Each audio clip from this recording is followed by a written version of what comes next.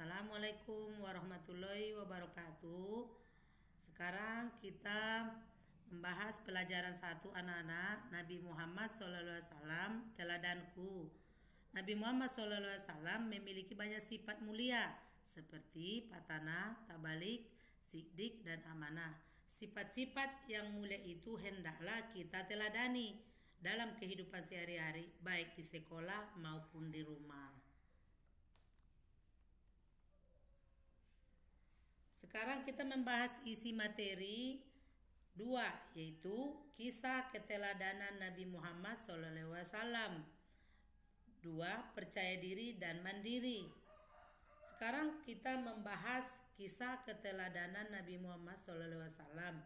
Sejak kecil, Nabi Muhammad SAW sudah menunjukkan sikap percaya diri ketika lahir. Nabi Muhammad SAW dalam keadaan yatim, ayahnya meninggal ketika beliau masih berada dalam kandungan. Ketika berumur 6 tahun, ibunya sudah meninggal. Jadilah Nabi Muhammad SAW anak yatim piatu. Sejak kecil Nabi Muhammad SAW memiliki sikap mandiri. Pada usia 8 tahun, Nabi Muhammad SAW mengembala kambing. Karena kejujurannya, banyak penduduk Mekah yang menitipkan kambingnya untuk mengembalakan Nabi Muhammad SAW. Upah dari pengembala kambing digunakan untuk mencukupi kebutuhannya. Saat usia 12 tahun, Nabi Muhammad SAW ikut berdagang ke Syria. Nabi diajak menemani pamannya sambil belajar berdagang. Pengalaman berdagang membuatnya mandiri. Di mata penduduk Mekah, Nabi Muhammad SAW sangat dipercaya. Mereka memberikan julukan Al-Amin kepada Nabi Muhammad SAW, yang berarti orang yang dapat dipercaya. Dari kisah Nabi Muhammad SAW tersebut diperoleh beberapa keteladannya, yaitu Nabi Muhammad SAW adalah insan yang memiliki akhlak mulia, seperti diterangkan dalam surah Al-Qalam ayat 4 yang artinya, dan sesungguhnya engkau benar-benar berbudi pekerti yang luhur. 2. Seorang yang sabar dan tabah dalam menghadapi segala rintangan dan penentangan ketika berdakwah, yaitu menyerukan untuk menauhidkan Allah. 3. Seorang pemberani yang meyakini kebenaran ajaran Islam yang dibawanya.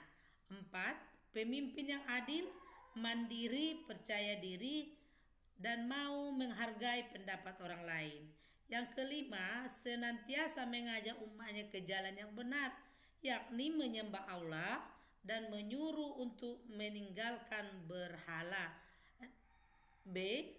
Percaya diri dan mandiri. 1. Sikap percaya diri.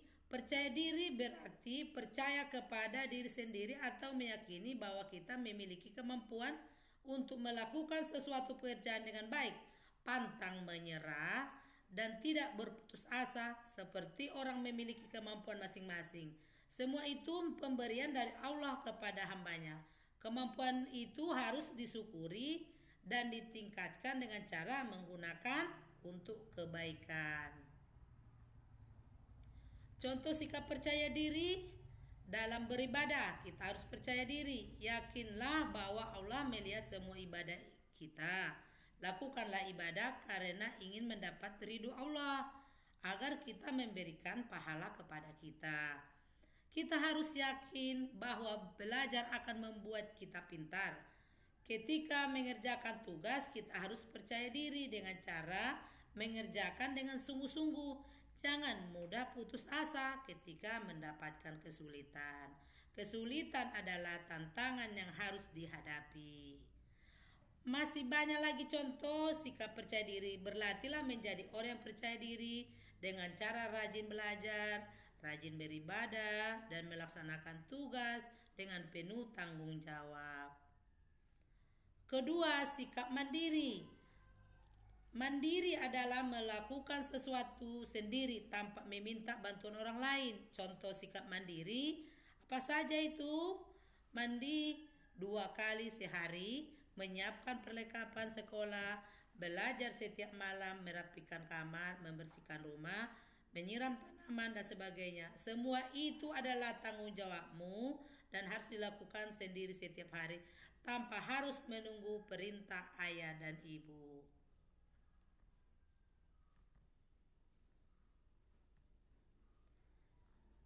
Sekianlah pelajaran kita, pelajaran 1, keteladanan Nabi Muhammad SAW.